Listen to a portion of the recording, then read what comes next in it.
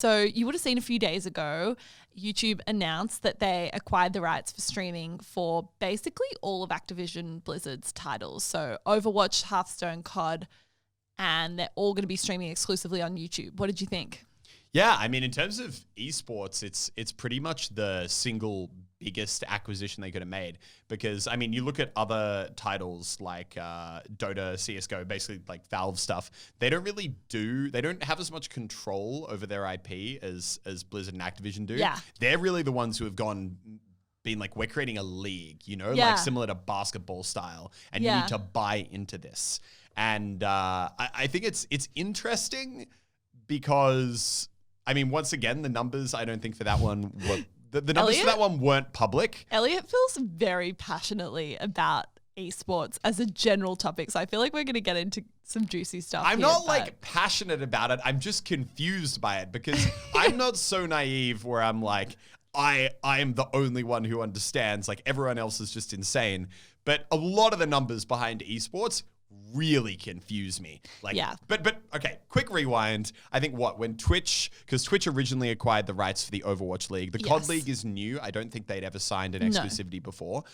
So in 2018, Twitch acquired the rights for the Overwatch League for 2 years in a deal that was rumored to be about $90 million, which is a shitload of money. I heard from a couple of insider people that it was a very, what's the term? 12th hour deal or 11th hour? 11th hour. It was like down to the wire. Really? In terms of that happening. Well, but I did think the timing was interesting this year as well, given that YouTube announced that their exclusive arrangement with COD came out literally hours before one of the first games went live. Yeah. So I reckon that might not have been... Oh, actually, it could have been 11th hour, similar to how the Overwatch League did it. Because the Overwatch League, actually, for its first kind of inaugural games, they didn't stream on any platform. They streamed on the Overwatch League website. That's crazy. Which I think was them basically being like, look, if you don't pay, like, we don't need you. We don't need you. We'll do we'll do it ourselves. But... yeah, I mean, I think it's interesting. You see that initial number, like 90 or 80 million they paid for 2 years. And I guess now you're seeing the numbers come out around the other biggest streaming deals, stuff like what platforms are signing individual creators for. It's not as insane to me, I think, as it seemed back then, because, the league will pull 40,000 concurrent viewers on a lot of the time, 100,000 if it's a big match. And, if you think about that, that's about like numbers that someone like Ninja would pull. And, everyone kind of knows roughly what he'd be getting, which should be a pretty significant amount. Obviously, they're paying more per viewer for something like the Overwatch League, but it's not as crazy as it once seemed to me. What I want to know is how intense the competition for those rights were. So did YouTube have to really invest in that and put up a huge deal? Or did Twitch not want it again? Like, I wonder if Twitch really felt like it was worth it.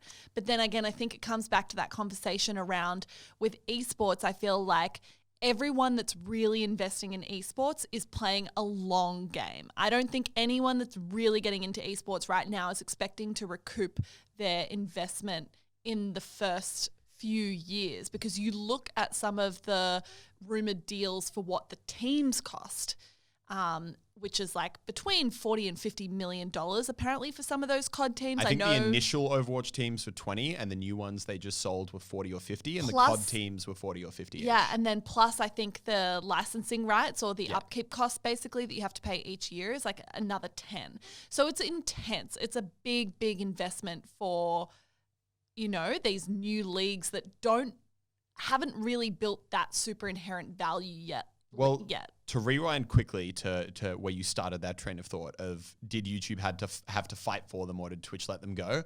I reckon Twitch probably would have been okay with keeping them, but I think that YouTube would have been able to take the Overwatch League especially a lot easier than a lot of people think. Because here's the thing. I think Twitch, at least like from talking to, who was it? I was talking to someone who owns one of the league teams or works in the management for them. And he was saying that, Overwatch League was actually performing when they pitched the franchise, they were saying that, if it manages to pull 40 to 50K concurrent viewers, that would be considered a successful start to the league, which I think it is. But I think two interesting things, which is obviously the concurrence that they've been pulling around that. But I think two interesting things. Number one, Overwatch is not holding its momentum. I don't know what that was always one of the biggest things that confused me about the game, is that they were piling so many millions into keeping the Overwatch League going, but they were really neglecting the core game. Like the updates were pretty lackluster, especially when you put it next to something like Fortnite. Yeah. All the events were recycled every year. They really just the core player base fell away, which obviously then has a big impact on the kind of viewership for the competitive side of the game. But the super interesting thing to me is those 40 and 50K concurrents you see are not real. And I think Twitch knows that. What do you mean? So, I mean, it's not even really a secret. I think it's pretty well known is that... I'm playing dumb. I'm just trying to get you to explain it. Yeah. But go on. Yeah, because I think I've talked to you about it before. Yes.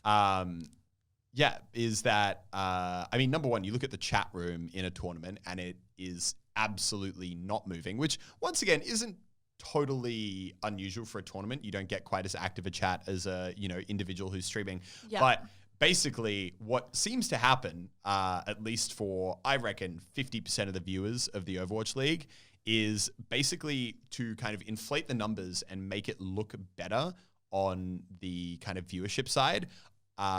What I've heard they do is basically buy sidebar ads on a ton of different websites. So, like when you're scrolling down through a website and you see a little sidebar ad. Yep. Instead, what they do is they pay to have the Twitch stream as an ad in a bunch of different sidebars, which, long story short, counts as a view? Yeah, counts as a view. So that's if crazy. You pay to have your little Twitch live stream on 20,000, people who are browsing IGN, realistically, it's just muted in the sidebar. No one is watching that. It's not an active each of them counts viewer. as a unique active connection to Twitch and therefore a unique viewer. Wow. Which Twitch would have that info as well. Oh, absolutely have that info. And I think that it's, it makes sense from the Overwatch League standpoint because they've got big sponsors. They've got car companies. They've got, I'm actually not really keeping up to date with what the league sponsors are these days, but they're mainstream companies. So when you've got, teams selling for 40 or 50 million and sponsors who I'm sure are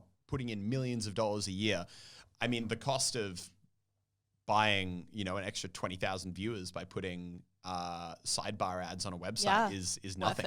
But obviously, Twitch has that back-end info.